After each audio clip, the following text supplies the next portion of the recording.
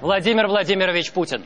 Days after the biggest protests of his political career, Prime Minister Vladimir Putin seemed confident and comfortable, even as the allegations of vote rigging and fraud grew. Their election results, he said, are a reflection of how Russian voters feel. Beyond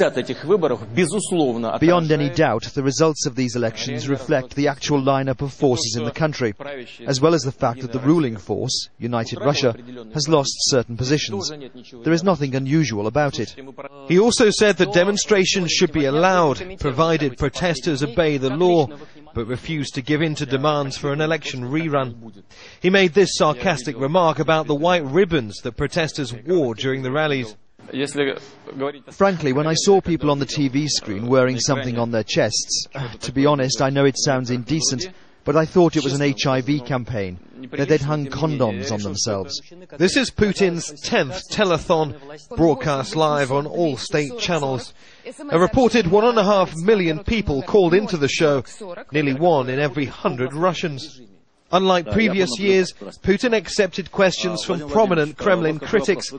Faced with a drop in popularity, he's had little choice but to accommodate carefully controlled dissent.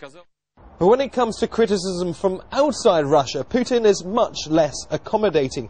Recently, the US Republican Senator John McCain tweeted that the Arab Spring was on its way to Russia.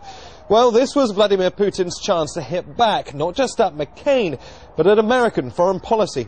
The image of Gaddafi just before his death is terrible. It was shown on screens around the world. What is it? Is it democracy? And who did it? Drones, including American ones. They were used to locate him, then attack his convoy, and send a message to so-called fighters. He was killed without any investigation or trial. The session gave Putin a chance to defend his views on recent events 3 months ahead of presidential elections, where he hopes to make his political comeback.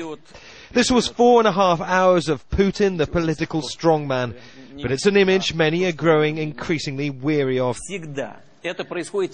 Opposition groups want a leader who can govern effectively, but also remain accountable to the people. Neve Barker, Al Jazeera, Moscow.